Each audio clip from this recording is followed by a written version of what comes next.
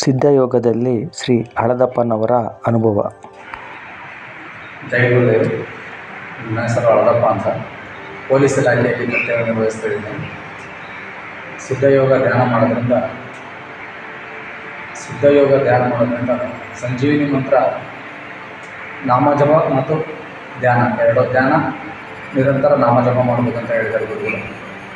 ಅದನ್ನು ನಿರಂತರವಾಗಿ ಮಾಡ್ತಾಯಿದ್ರೆ ಆಟೋಮೆಟಿಕ್ಲಿ ಯೋಗ ಕ್ರಿಯೆಗಳಾಗ್ತವೆ. ನಮ್ಮ ಒಂದು ಡಿಸೀಸ್, ನಮ್ಮ ರೋಗಗಳಿಗೆ ಅನುಗುಣವಾಗಿ ಯೋಗ ಕ್ರಿಯೆಗಳಾಗ್ತವೆ. ನನಗೆ ಸೊಂಟದ ಬ್ಯಾಕ್ ಪೇನ್ ಇತ್ತು, ಅದು ಆಪ್ರೇಷನ್ ಕೂಡ ಆಗಿತ್ತು. ಅದು ನನಗೆ ಪೇಯ್ನ್ ಕ್ಯೂರ್ ಆಗಿರಲಿಲ್ಲ.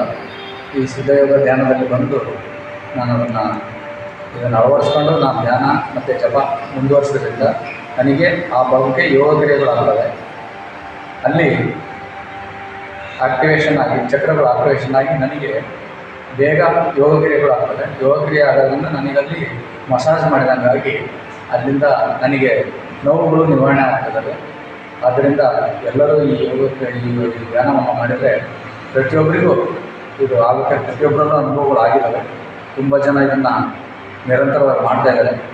ಸಿದ್ಧಯೋಗದಲ್ಲಿ ತಾನೇ ತಾನಾಗಿ ಯೌಗಿಕ ಕ್ರಿಯೆಗಳು ನಡೆದು ಈ ರೀತಿಯ ಯಾವುದೇ ರೀತಿಯ ಶರೀರದಲ್ಲಿ ಸಮಸ್ಯೆಗಳಿದ್ದರೂ ಕೂಡ ಈ ಒಂದು ಯೌಗಿಕ ಕ್ರಿಯೆಗಳು ನಡೆದು ಎಲ್ಲ ಸಮಸ್ಯೆಗಳನ್ನು ಗುಣಪಡಿಸುತ್ತದೆ. ಪ್ರತಿದಿನ ನಾವು ಧ್ಯಾನ ಮತ್ತು ಜಪ ಮಾಡಬೇಕಾಗುತ್ತದೆ. ಈ ರೀತಿಯಲ್ಲಿ ನಾವು ಧ್ಯಾನ ಮತ್ತು ಜಪವನ್ನು ನಿರಂತರವಾಗಿ ಮಾಡುತ್ತಾ ಬಂದರೆ ಎಲ್ಲ ರೀತಿಯ ಶಾರೀರಿಕ ರೋಗಗಳು ಇದರಿಂದ ಗುಣವಾಗುತ್ತವೆ.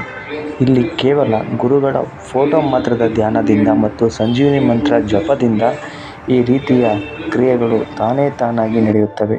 ಯಾರು ಬೇಕಾದರೂ ಮನೆಯಲ್ಲಿಯೇ ಈ ಸಿದ್ಧಯೋಗವನ್ನು ಅಭ್ಯಾಸ ಮಾಡಬಹುದಾಗಿದೆ.